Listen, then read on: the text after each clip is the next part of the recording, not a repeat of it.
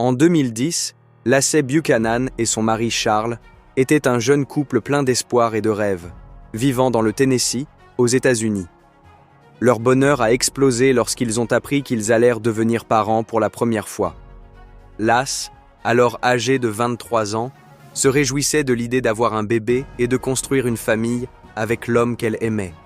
Ce fut un moment de bonheur intense, et ils ont commencé à se préparer avec enthousiasme pour l'arrivée de leur enfant. Mais leur joie fut de courte durée.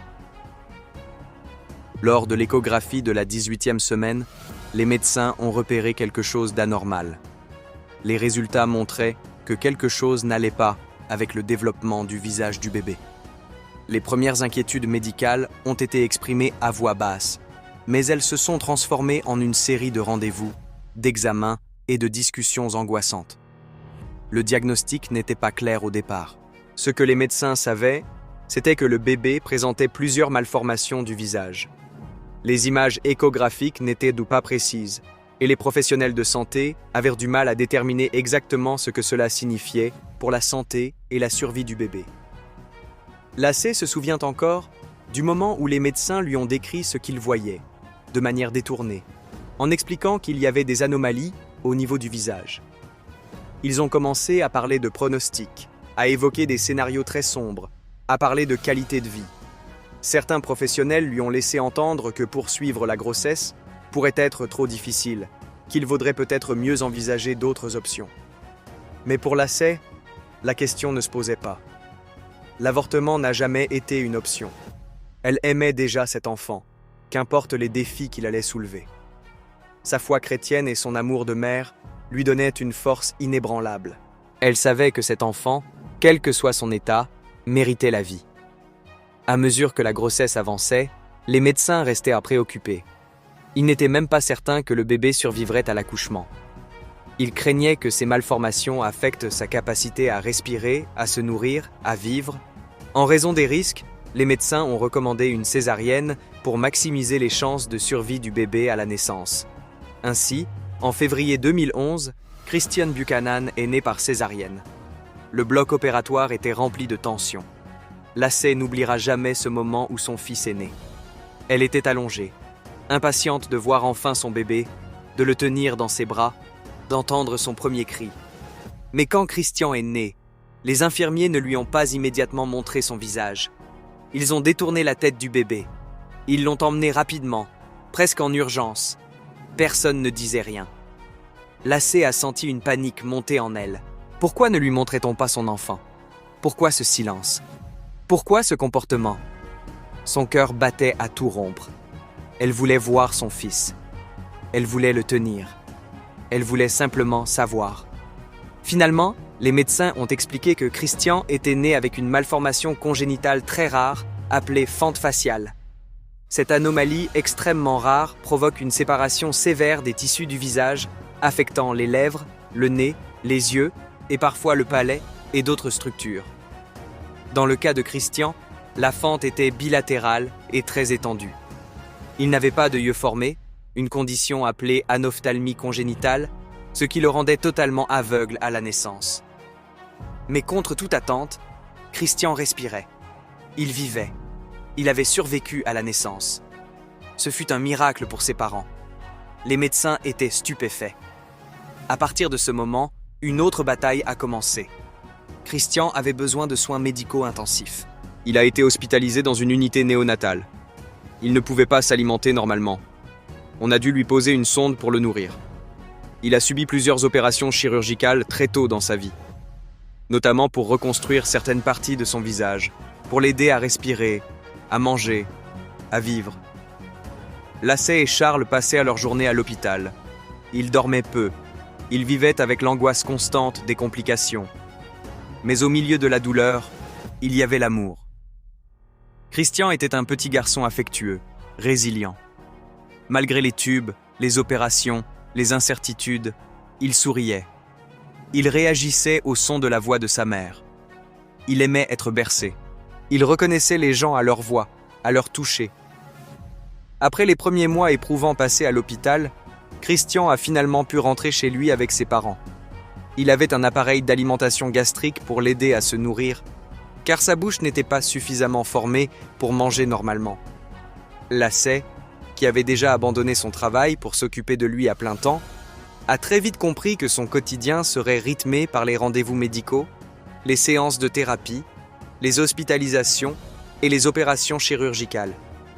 Au fil des années, Christian a dû subir de nombreuses chirurgies pour améliorer sa qualité de vie. Certaines opérations visaient à reconstruire son visage, en particulier ses lèvres, son palais et sa mâchoire. D'autres interventions étaient nécessaires pour faciliter sa respiration ou lui permettre de s'alimenter plus efficacement. Il s'agissait d'opérations longues, complexes, souvent douloureuses pour un enfant aussi jeune. Mais Christian faisait preuve d'une résilience incroyable. Avec le temps, Lacey a décidé de partager leur histoire.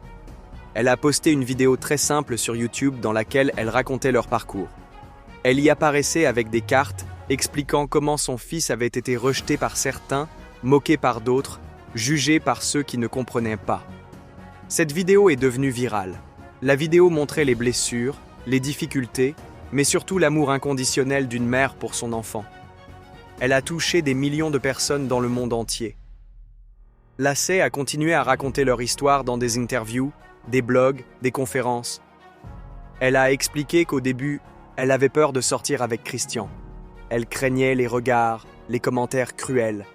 Et effectivement, il y en a eu. Des gens l'ont arrêtée dans la rue pour lui demander pourquoi elle n'avait pas avorté. D'autres ont détourné les yeux en voyant Christian. Mais à chaque moment, Lacey s'est battue pour défendre son fils, pour lui donner une vie pleine, pour lui offrir amour, dignité. Christian a grandi entouré d'amour. Il a dû apprendre à vivre sans la vue, avec un visage différent. Il a appris à se nourrir, à parler, à marcher. Il est allé à l'école. Il a appris le braille. Il a fait preuve d'un courage extraordinaire. Il a également continué à subir des opérations reconstructrices. Et Lacey continue de dire, encore et encore, que son fils est parfait tel qu'il est, qu'elle ne regrettera jamais d'avoir choisi la vie, que Christian mérite le même respect et le même amour que n'importe quel autre enfant. Lacey et Charles ont dû apprendre à gérer la cécité totale de Christian, causée par l'anephtalmie congénitale. Ils n'avaient pas de yeux, ce qui rendait toute perception visuelle impossible. S'occuper de Christian est un défi qui a aussi posé des difficultés à son mariage avec Charles, qu'elle avait rencontré quand elle n'avait que 15 ans. À 4 ans, Christian avait déjà subi 7 opérations importantes, incluant une opération pour la fente labiale. Au point le plus bas, Lacey et Charles ont considéré le divorce. Mais grâce à un conseiller matrimonial, et avec l'amour et le soutien de leur famille et leurs amis, ils ont pu se retrouver. Pour l'aider à se développer, Lacey a commencé à lui apprendre à naviguer dans l'environnement à l'aide du son, du toucher et de l'odorat. Dès qu'il a été en âge, elle lui a appris le braille. Elle a également intégré des jouets sonores et tactiles à son quotidien. Vers l'âge de 2 à 3 ans, Christian a commencé à prononcer ses premiers mots, bien que les malformations de sa bouche rendaient son langage difficile à comprendre. Il a été suivi par des orthophonistes spécialisés qui l'ont aidé à améliorer sa communication. Lacey se battait chaque jour pour qu'il soit traité avec dignité dans les milieux médicaux, scolaires et sociaux. Mais le monde extérieur n'était pas toujours aussi accueillant. Quand elle sortait avec lui dans la rue, certaines personnes faisaient des remarques blessantes. D'autres demandaient avec insistance pourquoi elle avait gardé un enfant comme ça. D'autres encore détournaient simplement le regard. Un jour, un étranger lui a dit qu'il ne comprenait pas pourquoi elle n'avait pas avorté. Au fil des ans, Lacey et Charles ont aussi eu d'autres enfants. Christian est devenu grand frère. Il aimait ce rôle. Il parlait avec fierté de sa famille. Lacey racontait qu'il jouait avec son petit frère, le racontait des blagues, les écoutait rire. Pendant ce temps, Christian grandissait. Il a commencé à fréquenter une école spécialisée pour enfants aveugles et malvoyants. Il apprenait le braille, mais aussi les mathématiques, la lecture, les sciences, la musique et la technologie adaptée. Il aimait poser des questions, écouter de la musique, apprendre comment fonctionnaient les objets autour de lui. Il était curieux, vif et drôle. Malgré ses difficultés, Christian a toujours montré un caractère joyeux et combatif. Lacey a souvent expliqué que c'était lui qui lui donnait la force de continuer, même les jours les plus sombres.